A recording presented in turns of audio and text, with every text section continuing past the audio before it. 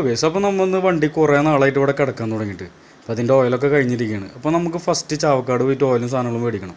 അപ്പോൾ നമ്മൾ നേരെ ചാവക്കാട് ഷോപ്പിലേക്ക് എത്തിയിട്ടാണ്. അപ്പോൾ നമ്മളവിടുന്ന് ഓയിലും അതുപോലെ തന്നെ ഓയിൽ ഫിൽറ്ററും മേടിച്ചിട്ടാണ്.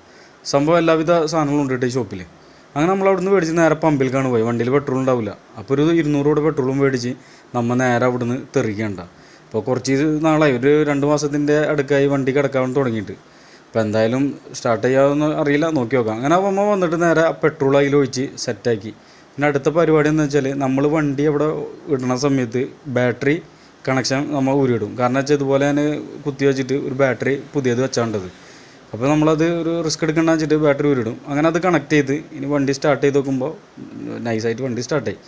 അങ്ങനെ നമ്മൾ നേരെ പിന്നെ പോണത് പുതിയറ പാലത്തിൻ്റെ അവിടെയുള്ള വർക്ക്ഷോപ്പിൽ കണ്ട.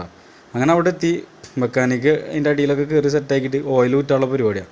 അങ്ങനെ ഓയിൽ ഊറ്റി നോക്കുമ്പോൾ കറുത്ത് കരിക്കട്ട പോലത്തെ സാധനം കിട്ടി. അങ്ങനെ പിന്നെ അതിൻ്റെ മേലത്തെ ടോപ്പ് ഭാഗമൊക്കെ ഊരി ഓയിൽ ഒഴിച്ച് സംഭവം സെറ്റാക്കി. എന്തായാലും വണ്ടി അടിപൊളിയാക്കിയിട്ട് റൺ ചെയ്തെടുത്തിട്ടോ. അപ്പോൾ എന്തായാലും വീഡിയോ എത്രയുള്ളൂ, ഇഷ്ടപ്പെട്ടെങ്കിൽ സബ്സ്ക്രൈബ് ചെയ്യാൻ മറക്കല്ലേ. ഇതുപോലെ എന്തെങ്കിലും പരിപാടിയായിട്ട് അടുത്തിൽ കാണുന്നവരെയും നന്ദി, നമസ്കാരം.